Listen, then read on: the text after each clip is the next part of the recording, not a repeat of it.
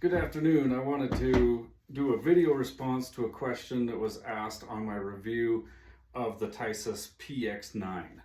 I really appreciate questions. If you want to ask questions, I'll try my best to answer them. If you don't want to ask questions on the public forum, please go to my website, freedomtacticalfirearms.net. Send me an email through there and make a suggestion. So the question was, because of the cost of this weapon was so low, but I was so impressed with it when I shot it, the question was, is it reliable? So without knowing how to really answer that, and without taking it out to the range and just shooting it tens of thousands of times, this is the best I can do as a response. I'm going to break this down and show you the insides, and I'm going to compare it to the Glock, which is kind of the standard for law enforcement on reliability. It's chosen by law enforcement because it is known to be reliable. And so really, I don't see too much difference in that mainspring. The quality of the mainspring is there. I would count on this gun as being reliable. Now, when I'm looking for a reliable gun, or when somebody comes in and asks me for something that's reliable, my first question is, what are you going to use it for? If you want something that's reliable to shoot competitions with and shoot hundreds and hundreds of rounds a day without a problem, I would direct you towards a different gun than I would a gun that you want to shoot one or two times and trust your life to. Now, assuming you're talking about self-defense, I have kind of a strange theory about choosing a self-defense weapon. The first thing I do is go in where I have a good selection, pick out a gun that fits and feels right and comes up to where you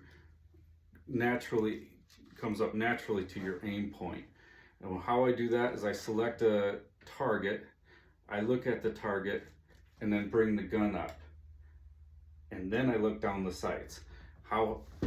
However close those sights are to the target, that is how I judge how naturally it comes up into and how well it feels naturally in my hands. Second thing I do is I take the gun to the range and shoot it a couple times to check my comfort with the gun.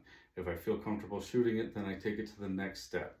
I shoot my carry gun several hundred times, and if I do not have a jam, I call that a reliable handgun. If I do have a jam, I try different ammunitions and see if that works. If 2 or 3 different types of ammunition all jam, I assume that gun is not reliable for a carry gun. 200 rounds isn't that much, and I will tell you why I don't go any farther than that. I assume that if the gun is fired a couple hundred times without a failure, that the chances of that gun failing are really superseded by the chances of a failure that's due to the shooter or some other factor. At that point, I feel like the chances of it failing are not due to the makeup of the gun, but more my failure to maintain the gun, or if you truly want something reliable, you have to be able to shoot it well too. It doesn't matter if it goes bang if the bullet does not hit the target. So at that point, I would say that the failure would be on the marksmanship or the ability to maintain the firearm. So if you want a reliable gun, you find something that will shoot consistently through a couple hundred rounds, and then you shoot it. And I would suggest shooting about 2,000 or more rounds a year, which typically for me would be about 250 rounds a month, and then kind of slows down in the winter months because I can't get out to the range as easily. And then I also do a lot of dry fire training, and I use the Mantis system, which is also on my website. I'm a big believer in it. I do not sell it because and I do not promote it because I make money on it. I promote it because I've tried everything else, and it's just, there's no better system than the Mantis system. So shooting it a couple hundred times or a couple thousand times a year, then part of your maintenance, besides just your routine cleaning, has to be about every 2 years replacing all of the springs inside your weapon.